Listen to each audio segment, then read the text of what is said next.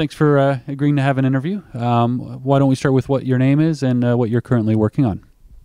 Hi, my name is Gabriele and I work at Impraise, which is a startup in Amsterdam. And we focus on creating a tool that allows people working in the same company to exchange feedback with each other in an open way.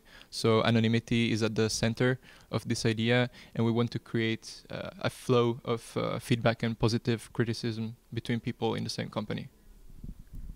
And that sounds really interesting. How long have you been working with React? I've been working with React for now more than 1 year since I joined the company. We started with a web product which had very basic components and they were sparsely placed in the UI. We are now moving towards making it a single big React application. So slowly moving towards using Flux, and we've been recently rewriting parts of the code to use the new features present in React 0.13. And now with the announcement today of React 0.14, there's going to be more work integrating that. So we've been slowly moving towards the future of React. A lot of people I've talked to, React has really opened their eyes to new ways of thinking about software. What has React sort of taught you in the last year?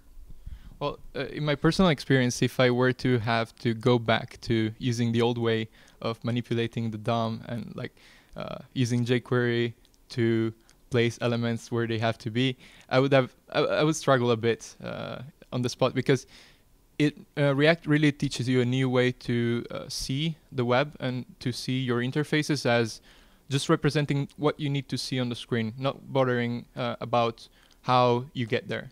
And React takes a lot of that work for you, and it makes it really easy to create an interface that is pure and works perfectly for the users.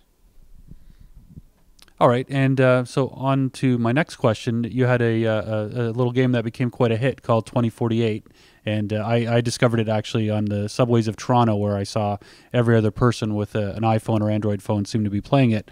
Maybe you can share a little bit about what motivated you to write that app and what it was like seeing its success. Sure. So the main reason why I wrote that app is I found a game that was very similar. It was also in fact called 2048, but it basically had the same sort of gameplay but without animation, so it was a bit harder to see your movements and know what you were doing during the game. So my idea was to have a small weekend project to hack a version of the game where you would have animations and a better way to handle the movement on your grid.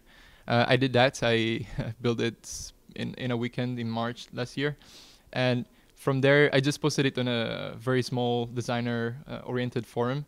And from there, it got posted on a Hacker News, and then it became really huge unexpectedly. So it was just a small test for me, a small demo, and it became quite the success. I was also personally really surprised with what happened after the release of the game. That's amazing. So last question, what do you see in the future of JavaScript and React in the next couple of years? So what I'm really looking forward to in terms of React is the state of animation. I just saw a talk about that, and it really looks mind-blowing what is going to be possible in the future with animation in React. And it's something that's been missing. Since we made the transition to React, our UI have become a bit more rigid.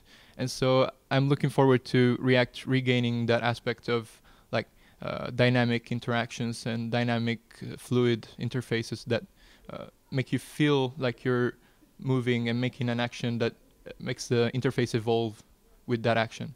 So that's one of the biggest areas, and I'm also looking forward to the joining of different platforms. So we've seen the release of React Native, and it's soon coming for Android, and the web is also slowly evolving. And it would be very interesting to see how things develop in that sense. So is there going to be a common language, maybe powered by React, maybe some other technology, that makes it possible to write as much code as possible and reuse as much code as possible on all the platforms and get the same results in a consistent manner? All right. Thank you very much.